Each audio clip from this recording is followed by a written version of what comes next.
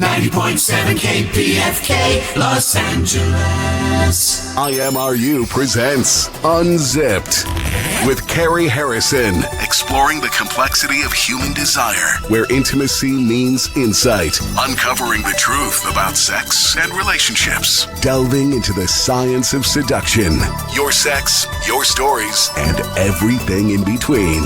This is Unzipped with CARY HARRISON.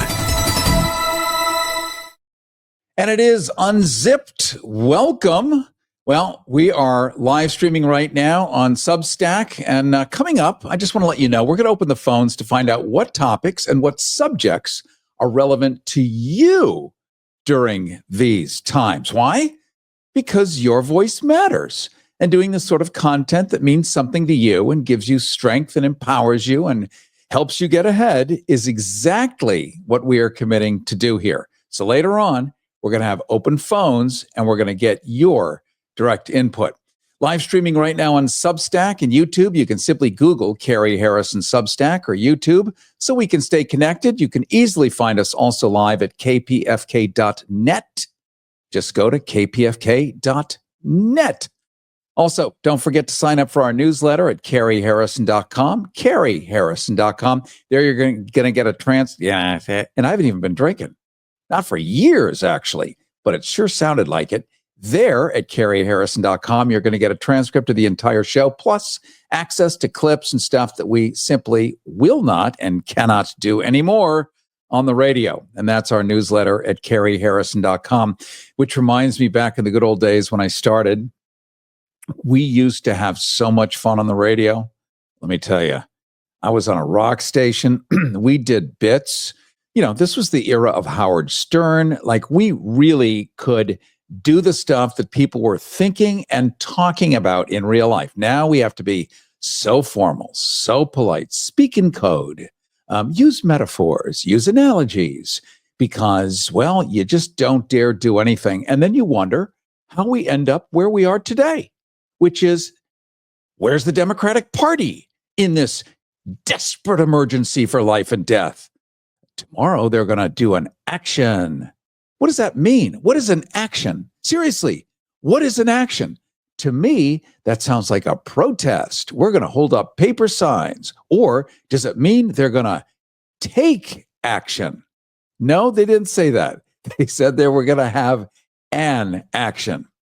So again, indirect, vague, unclear, and you get vague, unclear, indirect results, which is why we're going to open up the phones in about 20 minutes. And we want to get your direct input into what you want the show to do for you.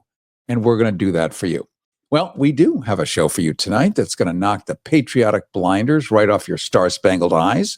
Meet Mike Williams. He's a combat medic. He's a musician, living proof that Uncle Sam has a curious way of thanking his veterans with red tape, broken promises, and a nice helping of financial ruin for way too many. He's patched up soldiers on the battlefield only to watch them get bled dry back home, and his song, The Price We Paid, lays it all bare.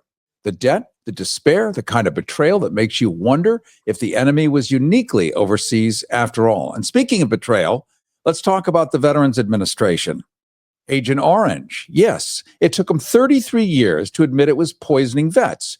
Burn pits? Well, they resisted that one for decades, too, until a comedian had to shame Congress into action. And now the VA is getting gutted again. And that's everyone in the VA. That's straight people. That's gay people. That's what used to be called 1 month ago DEI, or Live Upright Humans. And it's all done in the name of efficiency.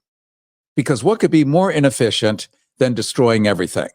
Nothing says support our troops like firing them from the jobs that keep them alive.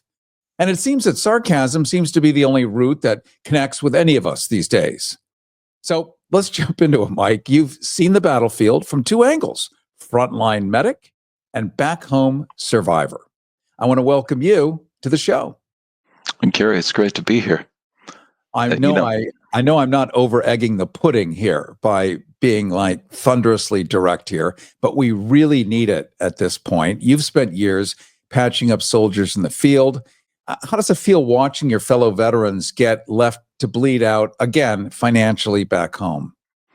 Well, it's interesting because the dichotomy on this is very it's very clear to me where when I'm in the field and I have guys that get busted up, and I'm sorry, I should say when I have soldiers that get busted up, yeah, I'm there. I'm there to patch them up and to keep them above ground is the pleasant way we say that. And it's so interesting because I'll put every single piece of my existence into that individual to stabilize them, to keep them living. And then I hand them off to a flight medic, to a helicopter, and I never see him again. And so you're always wondering, did they make it? And that's one piece. And the second piece is when you come home and you see your brothers and sisters just getting shafted. And I need to be careful here because the VA is the VA is doing the best they can. There's clerical errors that occur. But if you have an unpaid bill that goes to collections versus goes to the individual that's looking to pay it, because that's the part that is not understood. I didn't understand that. I mean, I'm going to roll back here for a second, Carrie. What I'm saying is when I was leaving the military, I got busted up pretty bad. I missed some body parts, but you can see all the ones on the outside. So I'm going to call that a win. And I was sent for a medical evaluation to see what disability I would have. And I was in a waiting room with guys missing arms and legs. And I just simply said, no, these guys need it more than I do. I tapped out. It took me close to 25 years to actually go back and look at my VA benefits. And once I did, and they found out, oh, golly, it's time for another surgery. I didn't realize I was going to have to pay for that. And there's so many people. There's so many veterans that are in that position where they don't realize, oh, crap, I got to pay for this and I can't pay for it. And that's what happened to my brother. Yeah, he had medical bill that was mismanaged in the VA and it was sent to collections. He lost his house. He's got a wife and 2 kids. He did everything he possibly could to take care of them. That was from his service in Iraq and what he did afterwards. And we know, Mike Williams, that if it is service related, they'll often cover the medical care. But if you can't specifically and provably, with incredible evidence, link it to service related injury, they can dismiss it and have you pay out of pocket, which millions of people have that story, which also leads to financial bankruptcy. Let's talk for a second about diversity in the military firsthand. Armchair generals or guys that aren't generals at all have become generals, poof, overnight, head of the entire military system, who think the battle place is no place for inclusion. Yet it's the inclusion that creates the integrity that allows you to feel confident that you've got an actual team working together. I'm talking about DEI, a term that many people hadn't heard of 6 months ago, but it's gotten rid of everyone who technically isn't a white male. It's interesting you say this because DEI, I'll give this to you in terms of being in the field. I had the honor of serving with 3rd Special Forces Group. Well, I'll make this clear. I was Special Operations and I was attached to 3rd Special Forces Group. And downrange, when you're deployed, DEI doesn't come into this. You see, if the person next to you is doing their job, you're going to give them the respect. And if you are going to take care of them as they're going to take care of you, in terms of if bad things happen, we're all we're all going to light it up. DEI is not part of that perspective. You respect the professionalism of that individual. And it doesn't matter. I mean, the joke that we have in the Army is we're all the same color, green. Okay. I didn't plan on wearing this on purpose, but yeah, we're all green. For those of you watching on Substack, you can go to the CARY Harrison Substack. Just Google CARY Harrison Substack or CARY Harrison YouTube. You'll see that Mike is wearing green, maybe for St. Patrick's Day, maybe because he knew we were going to actually mention this, but it sounds more like St. Patrick's Day. Either way, it's good to be able to physically see you. And I wonder if every member of Congress had to spend a year living as a disabled veteran on VA benefits, how long do you think it would take for policy to change? Carrie, that's a very interesting question. I do know that there are brothers and sisters that I've served with that they can tell you they're very careful about how they spend their money and what they do. And I do believe that would be enlightening. It comes down to this, where you don't know, you don't have an understanding of the challenges until you got to take them yourself. Can you tell us, Mike Williams, what some of your injuries were? Otherwise, we're going to try to guess. We may be wrong, but everyone comes back. It can be everything from PTSD to physical damage. You're obviously coping with something this many years later. I got a part of my side was torn up, and part of my right hand lower side was blown up, and been through 5 surgeries, and then my shoulder was busted up pretty bad, and that's been rebuilt. And I was in jump school and busted up my foot, and eventually I'll need to have that fixed. But the thing that, Carrie, I want you to understand that when you're serving, especially on teams, especially be it, and I need to make this very clear, special operations is a very, very huge umbrella.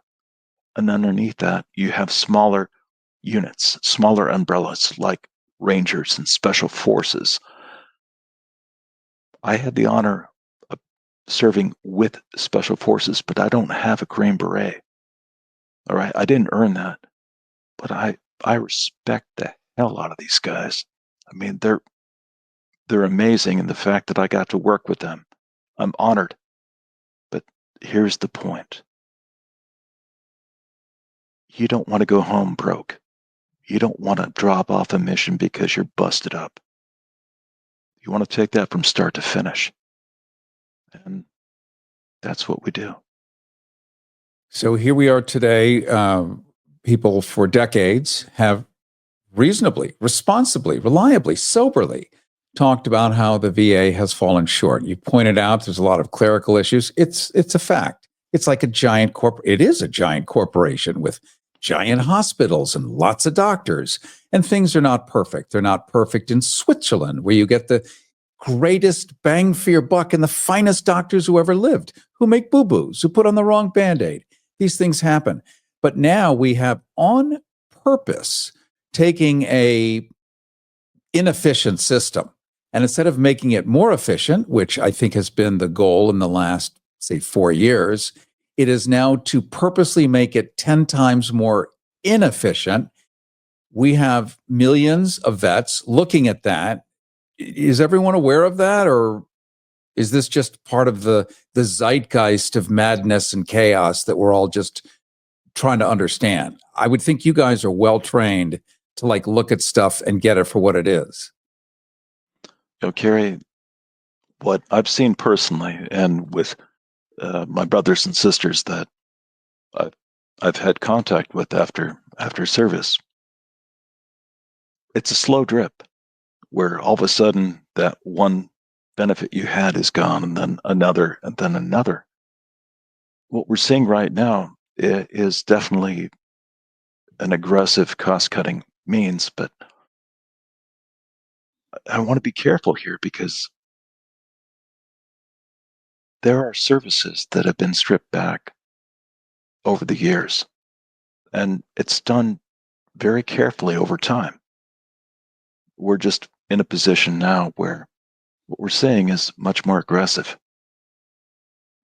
The brothers and sisters that I've served with, I don't see any change where they're at today than they were at 5 months ago. But I do know that we're looking to save the taxpayers money. And I don't know where that's going to end up.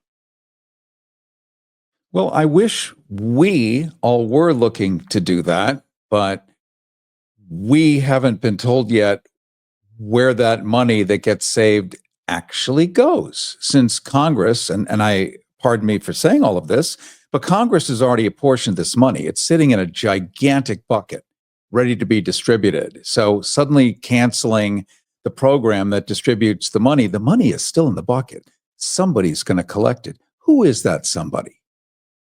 And that money might belong to you. It might belong to me. And you're the one that went out and made it possible for us to live stream this show tonight, to make it possible for us to have what freedom we still would like to think that we enjoy. You made that possible. And so for me to watch this, it's mind numbing. And I just wonder, I don't think there's a community room for all military people to actually discuss this back and forth and make a plan. So in many ways, you're like the rest of us. We're all little isolated molecules spread out everywhere with no union, so to speak, where we can figure out what to do next. So that, sorry about the AI, is blowing balloons up behind me because I put my fingers up. That's scary, nice. isn't it? That's scary. So in many ways, these conversations being overheard right now by straight vets, LGBT vets, if there is such a thing anymore, technically, legally, maybe not, because the president said we're erasing you from public life. And I think by defunding a lot of these programs, they're erasing all of us, no matter who we are, from public life. And then if you never really existed, then there isn't a problem to be solved. And as a military guy, your job is to problem solve. That's very deep, I know, but I don't have an answer. And Cary, you're spot on in what you're saying. In the field, especially with the teams that I worked with, there are so many times where you need to get creative. I mean, there's so many times where I was in a mission and I was thinking to myself in the back of my head, I'm never trained for this shit. And I'm sorry, we're gonna dump that. Wendell. Please make sure you dump that. Not your fault, Mike. I'm so sorry. It's okay. Old school terrestrial broadcasting. That's all. So, I've encountered events where I was questioning. It's like, well, we never had a block of instruction on fill in the blank, and we took care of things. And it's nothing heroic. I mean, we're just trying to stabilize regions. I mean, that's a majority of what I did for 10 years, is getting dropped into places, working with the most excellent people, and trying to fix something that was broken for far longer than possibly I've been living. So when I step back, and I really want to address your point directly, Cary, and that's where, when I look at things from a political context, understand that I'm never paid for my politics. I'm paid to do a job. And I want to do that job well. What comes back on the back end? That's perspective. We're talking right now to Mike Williams. He's a battle-tested medic, a lifelong musician. He blends frontline expertise, IT precision, and deep compassion to heal through both action and music. And Mike, you're good enough to come on today, and we really wanted to sort of and we talked about DEI, which is a giant chunk. In fact, it was painted over with rollers over an entire wall, erasing from public life everybody that would check a box that wasn't, like me, a white Anglo-Saxon Protestant. You unexist. All of that having made our military the finest in all of human history. Flashing forward, you've turned your experience into music. Your song, The Price We Paid, do you think that song can shame America into finally honoring its debts to veterans, or are we possibly beyond your and my reach to a government that can even hear us? Carrie, I'm going to take one word you said. It's shame. And no, I just want to open eyes. I'll give you, this is how I unpack things. You have a duffel bag. I'm sure we've all seen one. It's a big, ugly green bag, and there's usually a padlock on the top. Emotionally, it takes a significant amount of courage to unlock the padlock, and it takes a lot more to unpack it. As I'm unpacking my duffel bag, this is something I encountered, and it's something from my heart, I want to share with other people. It's like, hey, you can take this or you can leave this, but understand the beautiful people that have laid down their lives for our country, and they're getting the shaft. Wake up.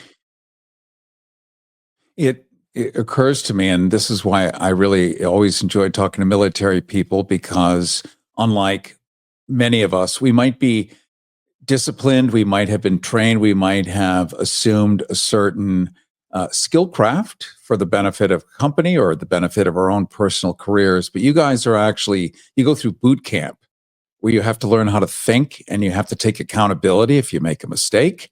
You don't get to make an excuse and, oh, okay, he was tired.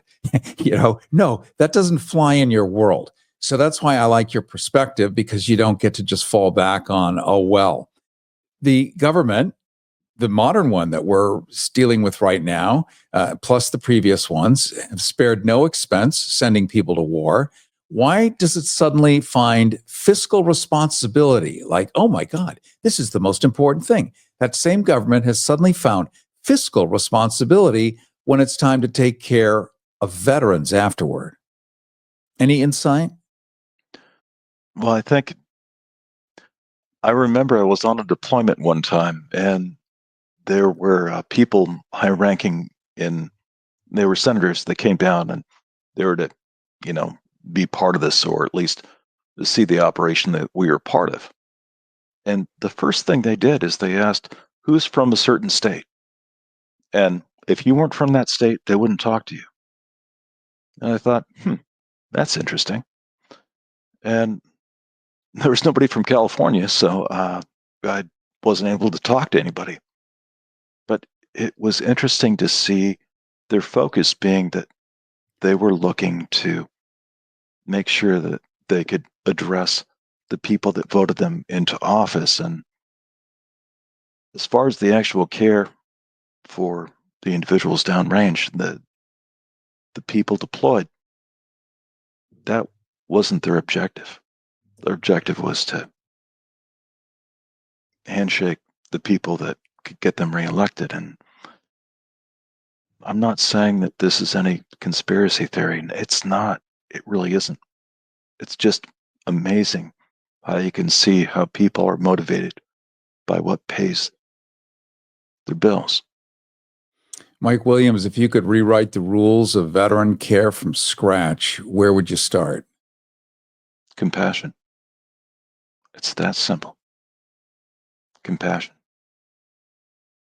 I would love to say we all know what that means, but I have to assume not the people listening to this show, but generally speaking, people have an IQ of 80 or below. At least that's what it's now looking like.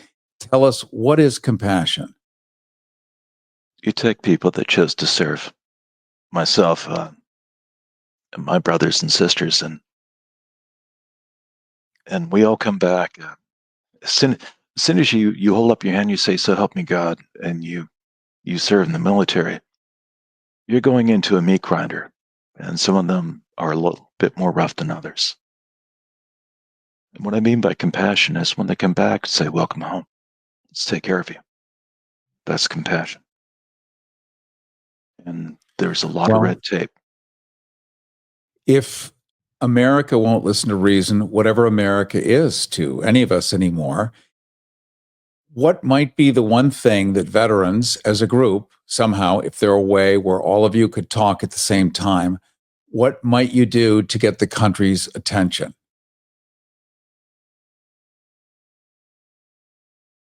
Gary, that's a powerful question.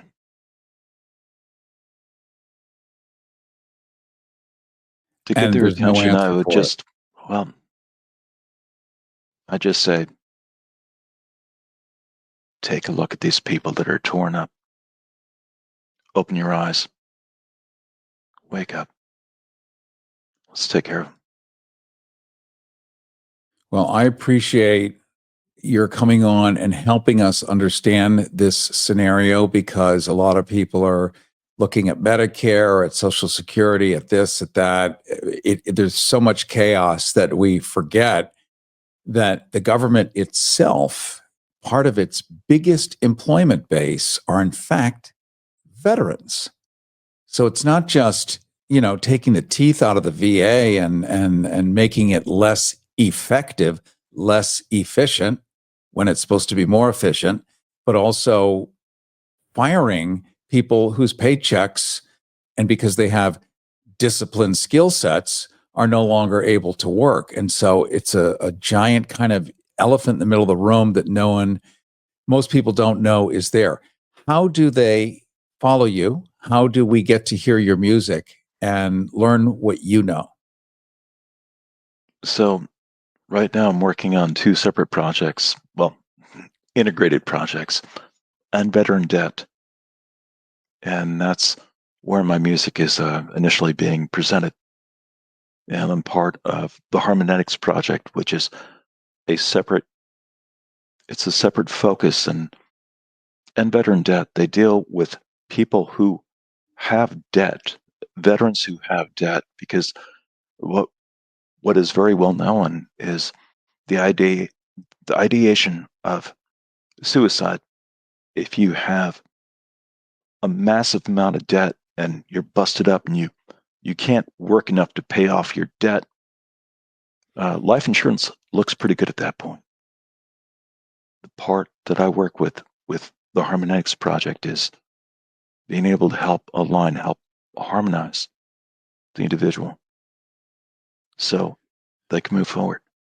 Mike, if you don't mind me asking, again, we're not experts. People are smoking a cigarette and driving, or pot or whatever, and they may not get life insurance. Looks pretty attractive. So can you help us know what that means? I'll give you a direct snapshot. I had a very clear conversation with a veteran, Michael Thorne. I was a combat medic, and he was too. And we were in different decades because I served from 1990 to 2000. He served from 2000 to, I believe, about 2008. And I made a comment to him. I got married for one reason. It's going to sound bad, Carrie, but my wife put up with my crap. Okay, you're not going to bleep me on this, right? No, that's a great word. We love it. And she put up with my crap for 7 years as my fiance. And when I was in Bosnia, I thought, with 1 million plus landmines on the ground, the best thing I could possibly do is to give back to this beautiful lady. If I come home in a bag, she gets $100,000. And I thought that was a unique experience to myself. And this gentleman, Michael Thorne, he said, well, that's interesting, because he thought the same thing when he was in Iraq. And at that time, the SGLI, the Servicemen Group Life Insurance, had gone up to $250,000. And he thought the same thing. And what people miss, outside of the fact that there's 44 veterans every day that end their lives. I'm not making this up. This is a study from the University of Alabama and Duke University. In collaboration, they came up with these numbers, but Carrie, the number one cause of death in the military is accidents. And if you're getting out and you don't think you have anything to live for outside of your broken body, accident looks pretty attractive. That breaks my heart. Yeah. It seems to me that we're going to need to, and I'm opening up the phones very shortly in just a couple of minutes to get people's take on what they would like to see in a show like this. Unlimited open ears, because we're here for that purpose. And, I think courses in resiliency and teaching people how to cope, and also activism, how to connect with a government that doesn't want to listen. Things like that can be useful tools to all of us. And if it helps one, it helps the other. And I think that's the central core of military thinking, isn't it? All for one, one for all. You guys are a unit. It's funny. We fight like brothers and sisters until somebody throws a punch on the outside, and then it's game on. Well, let's finish with how people can follow you and hear your latest song or observe your projects, Mike Williams.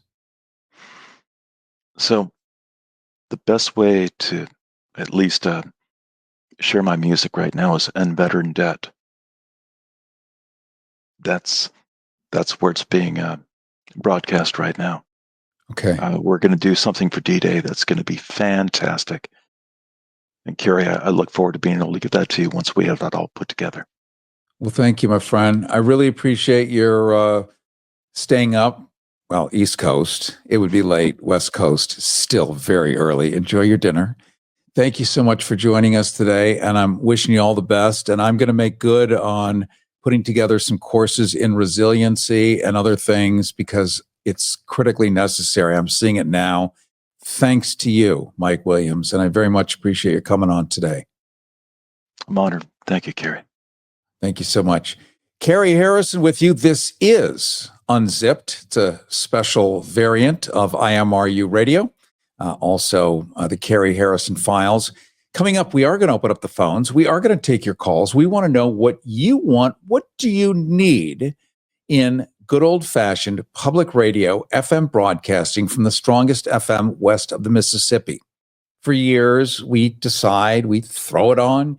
You listen. You don't get to choose. Spotify, you can pick the song you want to hear. Radio, oh, no. You wait. If it's music, you might wait 3 hours for the song you want to hear. We're going to change that. I'm going to change that. I want to hear what you want to hear, and we will go make that happen for you, including putting together webinars and courses to make us all be more geared up, more resilient during these impossible times, even if it's just to survive. Other people will have the chops for action-oriented stuff. So we're going to do all of that. That has nothing to do with your calling in. I'm just letting you know I'm passionate about that. So that's going to happen. And you can always learn more at CaryHarrison.com. Sign up for our newsletter. We're also live streaming on Substack and YouTube. Just Google CARY Harrison Substack or CARY Harrison YouTube. You'll be able to see the live stream, formerly Twitter, now known as X, and everything else with a chip and a signal. As we continue, we're going to open up the phones at 818-985-KPFK, 818-985-5735, 818-985-KPFK. I want to hear from you. What do you want to hear on the radio? IMRU presents Unzipped with CARY Harrison, exploring the complexity of human desire and everything in between. Everybody wants cheap airfare, but where do you find it? Well, you call low-cost airlines, because they specialize in cheap flights, in discount hotel rooms, in cheap car rentals, and with the best price guarantee. Often 75% off. 901-235-1795. 901-235-1795. 901-235-1795. 901-235-1795.